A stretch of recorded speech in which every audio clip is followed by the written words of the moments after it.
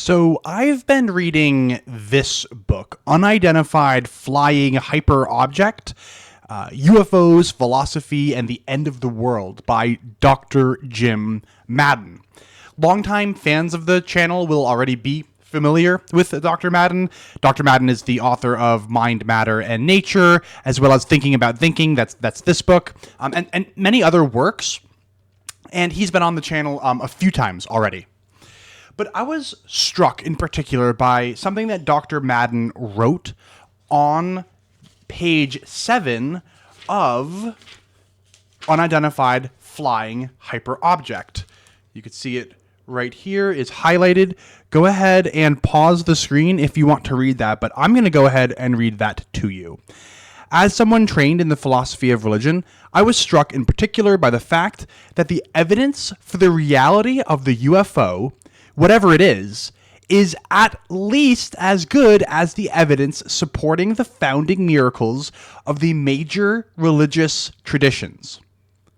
Whatever you think about those particular claims, I don't believe that they completely lack evidential support, as in the traditional miracle claims have enough going for them, evidentially, that they cannot be ruled out. By the foundation miracles, Dr. Madden is referring to things like the resurrection of Jesus of Nazareth, which is the founding miracle for like all Christian sects. This is no small claim to make, and so I would like to take an opportunity today to do a little bit of struggling out loud, thinking out loud, about something that I'm going to refer to as the UFO problem for Christianity. But also, this is the Kevin Non-Try-to-Cath channel, so I am going to try to make this a little bit more Catholic specific by tying in Marian Apparitions too. Funnily enough, the tying in of Marian Apparitions might be throwing a bone to Catholics, but you'll see. The thesis for today's video is that in order to be consistent, Catholics should be at least as certain of select UFO events as they are of the resurrection of Jesus and also of select Marian apparitions. This might also apply to things like Eucharistic miracles and like miracle healings and things like that too. But in my experience, I almost never hear about UFOs in Catholic circles, except for recently in the works of Dr. Jim Madden, in the works of Dr. Pasulka as well. She is a Catholic who publishes on the UFO, and also Jimmy Akin. I was actually just on Capturing Christianity during the Jimmy Akin call-in show, and I asked Jimmy kind of the same question that spawned this video, I suppose.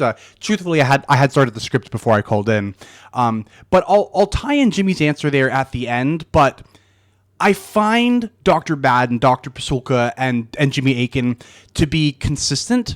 But Catholics who are not as confident in UFO claims as they are about resurrection claims, I find to be inconsistent, and that is what I am calling the UFO problem. It's this problem of inconsistency for Catholics and for all Christians.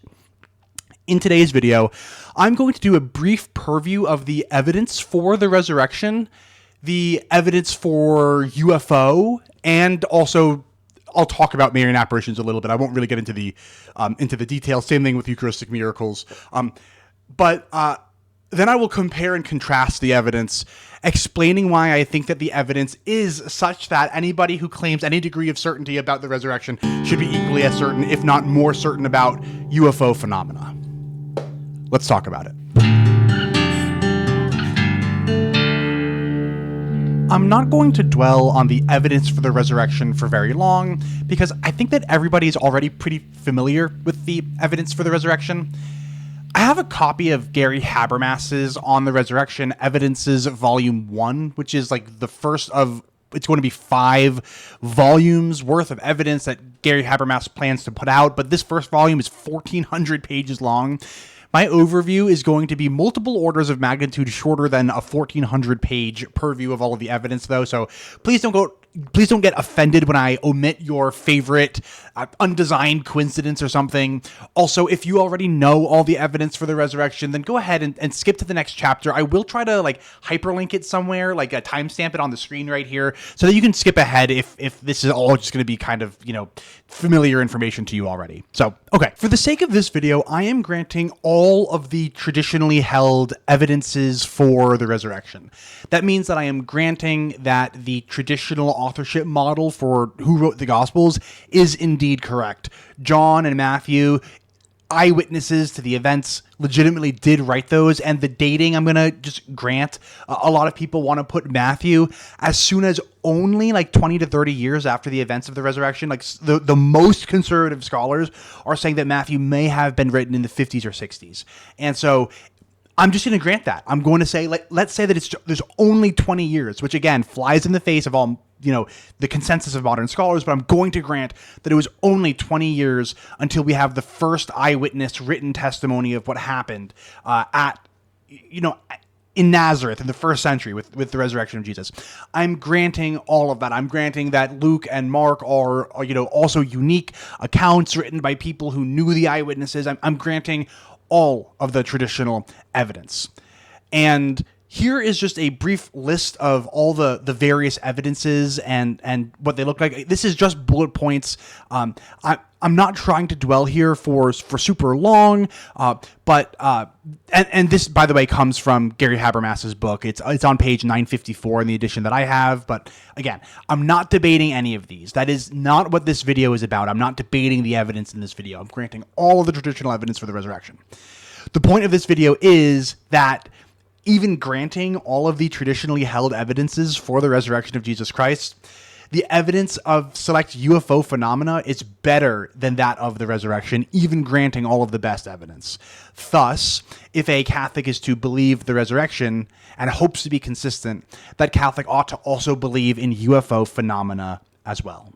I'm going to present the evidence for 4 select UFO phenomena, which I think are all better evidenced than even Fatima, but much better evidenced than the resurrection. So, note, I'm not a UFO expert, not by a long stretch, and I cannot do a super deep dive into 4. I can't even do a super deep dive into 1 in a video of the length that I'm trying to make for this one, but I will offer just a bird's eye view of the evidence for 4.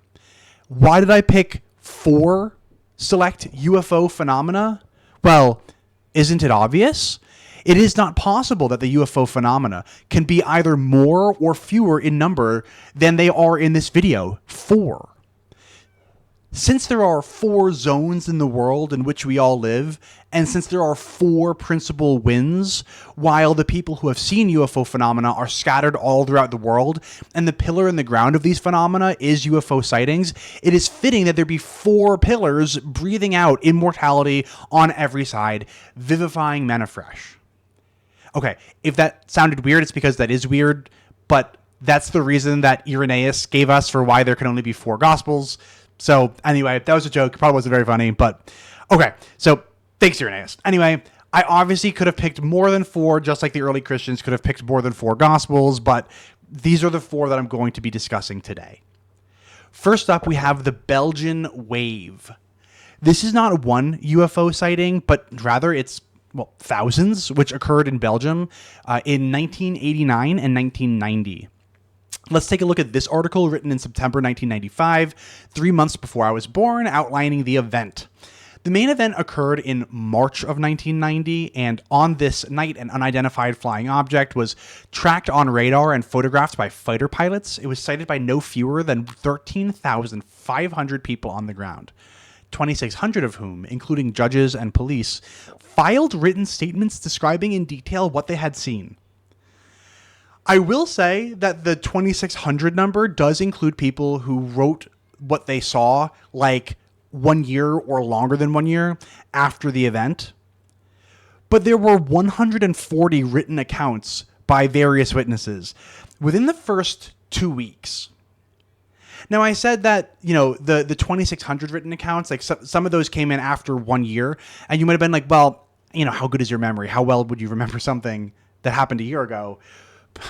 But let's not forget that we're talking that, even if we call Matthew the earliest gospel, and even if we take the most conservative dating, that's 20 years. So if we're going to compare 20 years to even 1 or 2 years to get all 2,600 accounts, well, then the Belgian Wave is all of a sudden looking pretty good. And even if we only count the first couple of weeks, because memory does indeed actually fade fairly quickly, 140 written accounts within the first 2 weeks is pretty darn good. And the article that I read, it mentioned radar tracking. Well, the Belgian Air Force was actually able to track something on their radar which, quote, suddenly accelerated to 600 miles per hour before slowing just as abruptly to 170 miles per hour. Then it plunged to 3,300 feet in 2 seconds and accelerated from 170 miles per hour to 1,100 miles per hour at the same time. There was a marked absence of any sonic boom. Just to let you know, that kind of acceleration and that kind of dropping altitude, none of that is possible in a human-made spacecraft even today. And this is something that occurred over 30 years ago now. And keep in mind that these were radar readings, not some guy who was like, whoa, that thing looks like it's moving at 1,100 miles per hour. No, these are radar readings. So, of course it's possible that equipment malfunctioned or something like that. But, I mean, we have the equipment readings about this thing, and we have 13,500 people, all who said that they saw something, 2,600 of whom gave written statements about it. I mean, that's kind of weird that we have the radar and these thousands of people who all say that they saw something, right? Dare I say, this is better attested than the resurrection. Next up, we have the Rendlesham Forest incident. This one is kind of cool because we actually have a signed memo from a U.S. Air Force base commander, Charles Holt, about this event. Lieutenant Colonel Holt writes that early in the morning of the 27th of December, 1980, two U.S. Air Force security police patrolmen saw some kind of craft, triangular in shape, and only 2 or 3 meters across and 2 meters tall, hovering barely off the ground, zipping through the forest just outside of the Air Force base.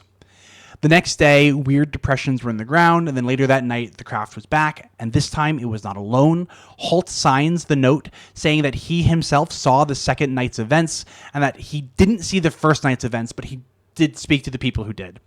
We even have audio recordings of Holt on that day, 20 minutes or so, of which is available for you to listen to on Wikipedia right now if you want to go listen to it. And so you can actually hear them following these unidentified flying objects through the Rendlesham Forest.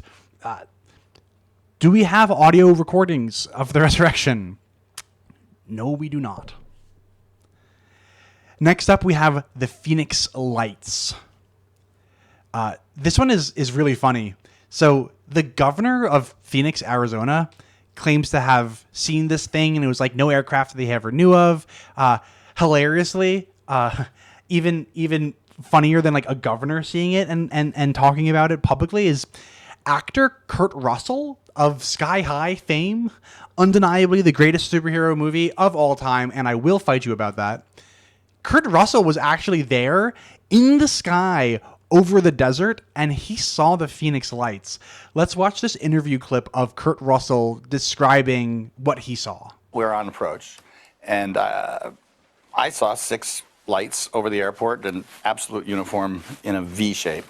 And Oliver said to me, I was just looking at him, and I was coming in. We're maybe a half a mile out, and Oliver said, "Pa, what are those lights?" And I then it kind of like came out of my reverie, and I said, "I don't know what they are." I said, he said, "Are we okay here?" And I said, "Yeah, I'm gonna call him." And I reported it. It's unidentified, it's flying, and it's 6 objects. Mm-hmm. Oh, and look, I'm kind of like weirdly a big Kurt Russell fan, so don't get on my case about Sky High, okay? For whatever reason, I grew up on those like Kurt Russell Disney movies from the 70s, like Strongest Man in the World, that weird movie about the computer, like those weird early Kurt Russell movies. Yeah. Anyway, the Phoenix Light incident is weird. It's hard to explain why different people saw it, and not just like random people, but like famous people and politicians. And I just think that it's a little bit more interesting when like a governor says that he saw something versus like fishermen. Like even granting the traditional authorship of the Gospels, you know, Matthew, Mark, Luke, and John would have been fishermen, right? Like laborers.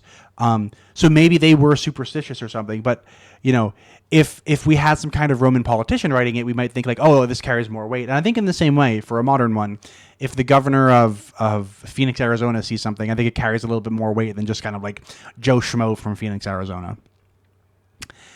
Lastly, we have the 2015 USS Roosevelt UFO GoFast incident, which we have video of. Take a look at this and listen to the Navy fighter jet pilot as he says, "What the F is that thing?" Nickel 6-1 Tango Project. Oh, got it! Woohoo! Roger. There's troubleshooting. Did you box moving target? 602. No, I took an auto track. Oh, okay. Oh my gosh, dude. Wow, look at it fly! There's literally a defense.gov link to a statement released by the Department of Defense that clears that all of these videos were released as part of that big UFO release from a couple of years ago. And the Department of Defense admits that the aerial phenomenon observed in these videos remain characterized as unidentified. Let's pause and just consider the evidence for the resurrection and compare it to the evidence for some of these UFO phenomena. Does the resurrection have official government documentation like that Holt memo? No. The governor of Rome didn't document the resurrection in any contemporaneous way, or if they did, that documentation did not survive. Do we have thousands of written statements from thousands of different eyewitnesses of the event? No, we have eyewitness documents. We have two eyewitness documents. We have Matthew and we have John. And then, like, grand total, we have, I guess, like 5 different people, if you want to count the non-eyewitnesses of Paul, Mark, and Luke. Do we have contemporaneous accounts, as in, like, within 2 weeks? No. At best, we're talking about decades after the event for the eyewitnesses. And even if you want to talk about Paul, and you think that Paul was writing, like, in the 40s or something, we're still talking about, like, at least 1 decade. So 10 years versus 2 weeks. Do we have video evidence of the resurrection like we do for some of these UFO phenomena? No. But the UFO GoFast incident isn't the only one caught on camera, and I highly encourage you to look into the UFO, data dump that the U.S. government released a few years ago. By all accounts, the evidence for the UFO is much better than the evidence for the resurrection, and it's not particularly close.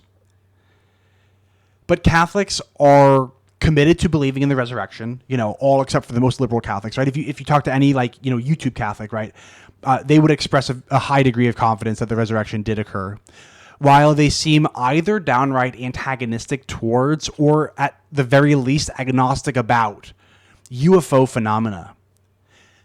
Notably, not all Catholics, though. I find Jimmy Akin to be super consistent on that front. I brought up Jimmy Akin at the beginning about how I spoke to him when I called into Capturing Christianity, and let me just play the last part of that clip where Jimmy Akin says that he kind of agrees with the point that I'm making in this video, that if the evidence really is the way that I'm describing it to be, then Catholics ought to be more confident in these UFO phenomena than they are in the resurrection, right? You ought to follow the evidence. Let me play that clip. Jimmy, do you agree that the evidence for the UFO is at least as good as the evidence for the resurrection, as Dr. Madden says in Unidentified Flying Hyperobject? And if so, does that give Catholics, and non-Catholic Christians too for that matter, an epistemic obligation to believe in UFO phenomena as well? Thank you so much for taking my question. So I would need to see what UFO cases he proposes for being that high. But I would say in general terms that Christians need to believe whatever the evidence supports. So I think the evidence supports the resurrection. Christians need to believe in that. And if there is comparable evidence for the existence of aliens piloting UFOs here to Earth, then I would say Christians need to believe in that, just like they need to believe anything that the evidence supports. So it sounds like you conditionally agree with Dr. Madden in as much as, like, if the evidence is indeed as good as Dr. Madden says that it is, then yeah, Catholics and non-Catholic Christians may indeed be obligated. Yeah, I think people are obligated to believe whatever the evidence supports under ordinary circumstances. And if you've got good evidence, whether it's about UFOs or the resurrection of Jesus or does gravity work or, does your wife love you, whatever you've got good evidence for, you need to believe that. And there are other Catholics too besides Jimmy Akin, right? I already mentioned them, Dr. Madden and Dr. Pasulka. More on them in a little bit, but for now I want to talk about implications of the UFO to Marian apparitions and what the UFO problem for Christianity, how it might actually almost throw a bone to Catholics. Let me talk about it. So I'm not going to rehash all the evidence for select Marian apparitions. I have lengthy videos on all of those. But it does seem to me like Marian apparitions, some of them at least, like I'm thinking of Fatima in particular here, are better evidenced than the resurrection. And I don't think that this is even going to be something that's controversial to say in Catholic circles. I think that a lot of Catholics will admit that Fatima is better documented than the resurrection. Obviously, this isn't true for, like, I guess, the 19th century and earlier apparitions, I guess.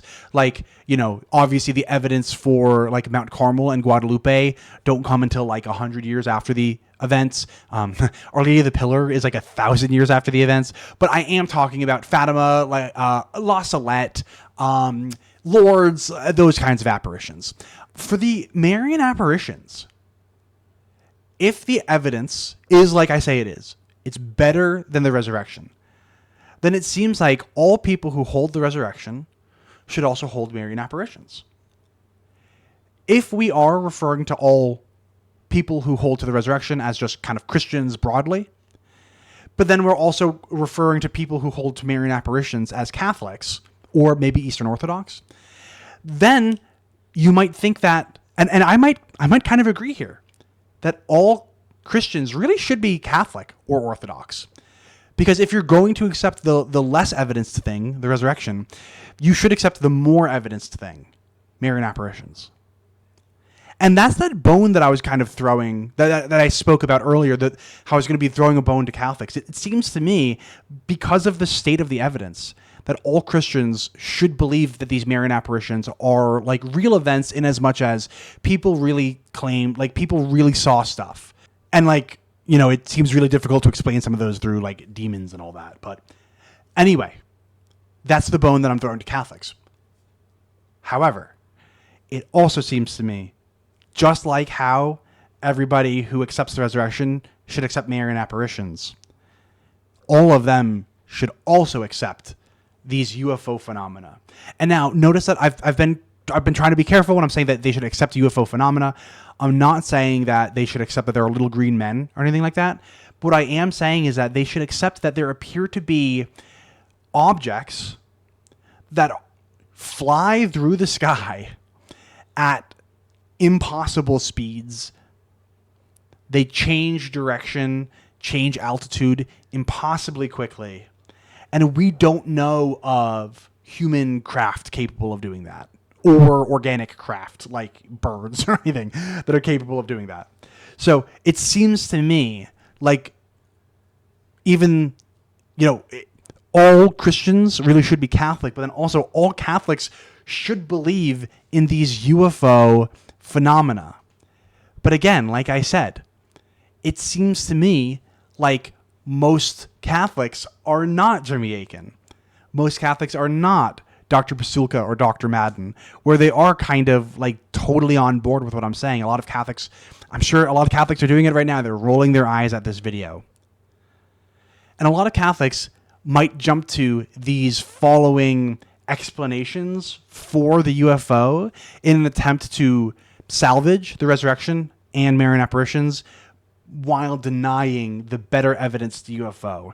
Here's a few objections that I'm going to outline, and I'm going to explain either why they're not good explanations for the data, or if they are, they undercut all of them, not just UFOs.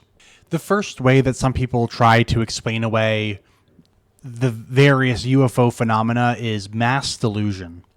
Regarding the Belgian Wave in particular, in which UFOs were witnessed by thousands of people, 143 of whom wrote reports of the event within the first 2 weeks, mass hallucination was proposed by at least two prominent UFO skeptics, Mark Hallett and Brian Dunning. Hallett's thesis is that the Belgian UFO wave was mostly a mass delusion. Wikipedia cites this source. It's in Belgian. I can't find it online, and even if I could, I can't read Belgian, so it might not be much help. But if it has to do with mass delusion, I think I can anticipate the Catholic response. I have heard skeptics suggest mass delusion for Fatima as well, and I have heard the Catholic response to that skeptical suggestion. The Catholic response, not unfairly, is that mass delusion like that is extremely rare, if not entirely impossible, for everybody to have the same kind of hallucination like that, group hallucination. I don't disagree with that Catholic response. I don't think that people really do hallucinate exactly the same thing in large groups like that. I do think that a crowd can whip itself into a frenzy, and people's memories are malleable, and so people can exaggerate things in their minds without meaning to. And I would imagine that that has something to do with what happened at Fatima, and also probably the Belgian Wave. But I just don't think it can be entirely that. Like, it's like that there was no event at all, not even something that got exaggerated, seems weird to me. If a Catholic wanted to argue this defense of Fatima, saying it can't be mass hallucination because that it just doesn't work that way, well, then it seems like the mass delusion or the mass hallucination UFO skeptical response is simply not available to the Catholic. Next up, and I foreshadowed this a little bit, but there's the maybe all UFOs are actually angels or demons. Around the 20-minute mark in this video, Dr. Madden and Dr. Pasulka are talking about how we can't declare that all UFOs are angels any more easily than we can say that all angels, Marian apparitions, and resurrection experiences are UFOs. So if we say, and lots of people do on either side, and people get really upset, by the way, if you say, oh, what we're seeing today, people are saying are UFOs, but they're actually demons and angels. Or what they saw in 1400, those were actually UFOs. Okay, so let's take each of those declarations. Well, there's a lot of baggage with respect to each of them. They're both theories. Yeah, exactly. It was actually Dr. Madden's saying that we need to do a lot of work theoretically and philosophically that kind of inspired this video a little bit, coming from the clip that I just played. I realized that I had never really done that work, and sure, I'm on the outside now, but I do hold that Catholics or anyone who believes in Marian apparitions, especially anyone who believes in the resurrection, really ought to do that work before they dismiss the UFO.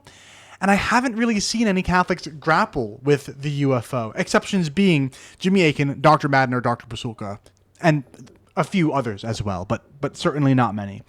But again, the whole point here is that all UFOs are actually demons or angels doesn't seem to me to be any better or any worse than actually no, all demons and angels are UFOs. Like, those both seem to hold the same weight, and if they do, I suppose they kind of cancel each other out. The third skeptical response that I would like to discuss is the people see different things kind of response. So perhaps a Catholic would like to say that UFO phenomena are not credible because sometimes people describe different things that they've seen. So, for instance, regarding the Rendlesham Forest incident, one of the servicemen, Sergeant James Peniston, later claimed to have encountered a craft of unknown origin while in the forest, although there is no publicized mention of this at that time and there is no corroboration from other witnesses. Does that give us a reason to doubt that anybody saw anything at that event? Right? So one guy claims to have seen a craft, and the others are saying like, no, we heard one, we saw lights, we followed one, but we never actually caught sight of it. But the one guy said, well, I did catch sight of it. So they saw different things. does that give us reason to doubt that anybody saw anything? No, I don't think so. And if you do want to argue that I think it has to cut both ways. Around the 30-minute mark in that same podcast that we were just listening to, Dr. Pasulka says that Marian apparitions are a lot like UFO appearances in as much as people see different things. Dr. Madden agrees. Let me play that short clip as well. People are seeing different things. They might be seeing similar things, but they're different. And by the way, you do see this in mystical religious experiences too, like the Virgin Mary apparitions. A lot of people will see something at the same time, but they will report different things that they see. Yeah. And by the way, those of us who are in religious traditions, we're committed to some pretty absurd sightings ourselves, right? We sure are. We should not be shaking our fingers. This is something I had to really press with my own students about this. Right? Yeah. Okay, so I have outlined 3 UFO skeptic responses that are either just not the best, or if they do succeed, they seem to undercut Marian apparitions and the resurrection as well. So that brings me to the conclusion of this video. On page 33 of Unidentified Flying Hyperobject, Dr. Madden says the following. The primary lesson of the UFO is humility. We don't know nearly as much as we think we do, and we may not be set up cognitively to do much better. This has been my primary takeaway from Unidentified Flying Hyperobject and just kind of my research into UFO phenomenology thus far. To be clear, I'm not nearly as deep in the UFO literature as Dr. Madden or any of the other ufologists that I have mentioned in this video. I will keep exploring, but I've already been, and I expect to continue to be, humbled by what I learn, I am sure. But even the humbling that I've experienced so far, it has done 2 things for me. First, it has made me skeptical of a naive skepticism. Okay, that's kind of like a word salad, right? What does that actually mean? Okay, so when somebody comes out of religion, like I did, I think it's easy to think that everything fits into this nice, neat little box, that there are no mysteries out there, except for things like quantum gravity or whatever. But those are, quite solvable using the methods that we have. But I think that the UFO reminds me that nature is still indeed mysterious, and there are plenty of things that we don't understand, and there may be things that we simply cannot understand. It is possible that the UFO, whatever it might be, exists outside of our Umwelt. It exists outside what we have the capabilities of sensing. Religious types might sometimes say that, we religious folks have an enchanted view of the world, while atheists do not. And I think that I can say that in some ways, all of my reading recently into the UFO has enchanted my world, although perhaps in a different way than Catholicism enchants the world. But secondly, the UFO has made me frustrated. Kind of in a good way. It's made me frustrated about how certain people can be about religious stuff. My argument is that both the Catholic and the skeptic should be less certain about their respective positions, both, I guess, on the UFO and on the resurrection and all of that. But seemingly, Catholics are, by and large, totally unfazed by the UFO. Most Catholics haven't really stopped to give the UFO a second thought. And I think that Catholics should be fazed by the UFO. And that isn't to say that Catholics need to lose all confidence in their faith because they recognize a disparity in confidence without there being enough reason for there to be a huge disparity. This disparity can be resolved by simply increasing your confidence in UFO phenomena. I think that's what Jimmy Akin does. I think that Jimmy Akin is somebody who does a really good job at being consistent and accepting both insofar as he's looked into them. And, I don't think I hope I'm not putting words in Jimmy's mouth, but the other way that you can resolve this is by decreasing your confidence in both. And that's what I've done. I've decreased my confidence both in the resurrection and in, UFO phenomena. Not that I ever really had confidence, I guess, in UFO phenomena to begin with. But now that I've looked into both of them, I guess, for as long as I've had my channel, I've maintained that I'm agnostic about, whether there is a God and stuff like that. And I think that, if I'm going to be consistent, I'm going to say I'm also agnostic about whether or not there are UFO. But I think that UFO have considerably better evidence going for them than something like the resurrection. I'm not saying that this is like 100% the correct position to take. Why? Because I don't have all of the evidence in front of me. And I'm sure that there is a ton of evidence both for UFOs and against UFOs that I simply haven't come across yet. And I'm certain that there are some arguments for the resurrection and arguments against the resurrection that I simply haven't come across yet either. But I do think that even if I am incorrect, I think I'm consistent. I hope, anyway. And that's kind of it. I really look forward to any thoughts that you all might have that you want to share with me down below. Thanks for watching. Don't forget to subscribe if you like these kind of weird video essays, and I'll see you next time.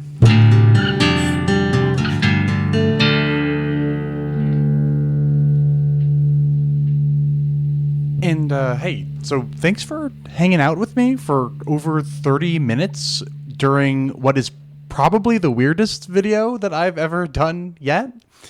To say thanks, I wanted to show you something that I found during my research that didn't really fit into the script for my video. Dr. Pasulka was on a podcast talking about the similarities between Catholic mystic experiences and UFO experiences. Take a listen. So I did a little more exploring, and I started to look at primary source material from Catholic experiences, like from saints, like Theresa of Avila, St. Francis of Assisi.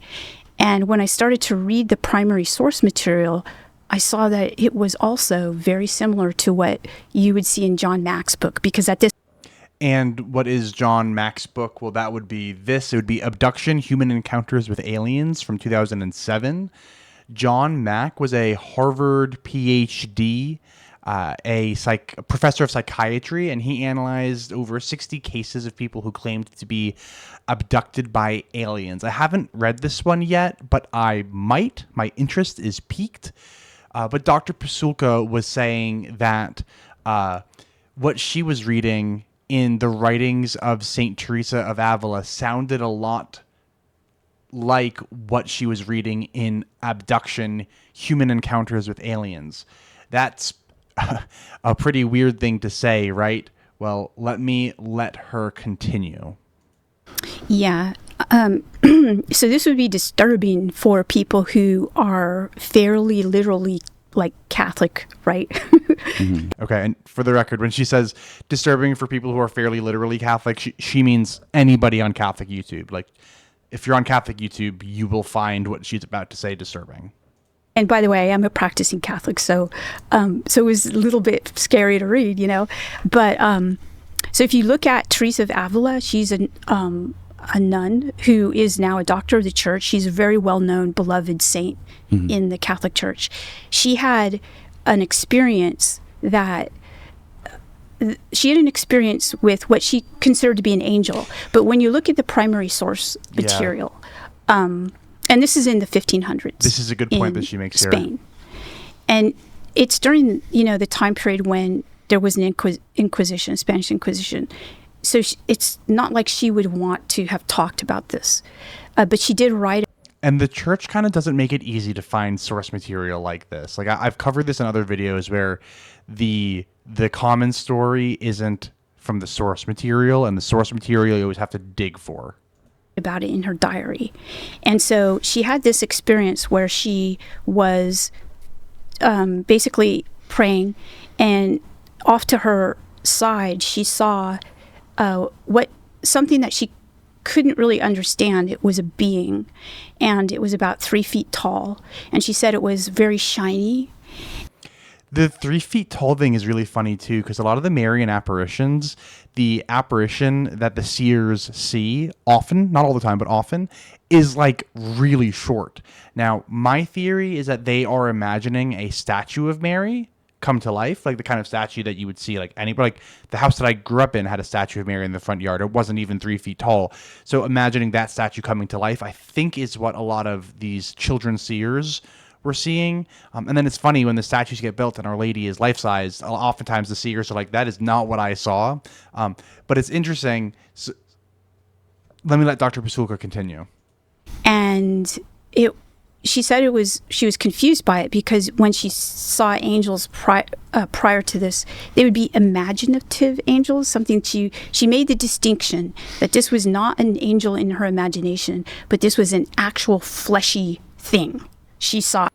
And so that's kind of weird, and that's pretty unusual. You don't hear about that in Marian Apparitions, the fleshy thing. And so she was confused. She didn't know what kind of angel it was. And she said, it must be a cherub. A cherub? That's what she said. What is that? Well, it's a type of angel. So Okay. in Catholic history, you have different types of angels. And so the cherub is going to be kind of a little angel, childlike looking. And so but you could tell that she wasn't even sure it was that. And so this, by the way, can only be known by reading her work and looking. Yeah, and then she kind of goes on to talk about the source material a little bit. But yeah, like it's weird. She makes one more point that I want to play before I let you go for good. Let me let her continue. At her own description of the event, because this is a very represented encounter in Catholic history. And there's a very famous statue in Rome by Bernini, who is a sculptor. And you see her and this little angel, and it has a dart. So you know how John Mack talks about an instrument that people are examined with? So apparently this little fleshy angel creature examines her. And this was amazing because it was just very strange. She said it examined her? Well, and then this is an important point looked at too. her? This is about translations. Okay. So you have to understand translation from that time period. Okay. So let's be super clear. Okay.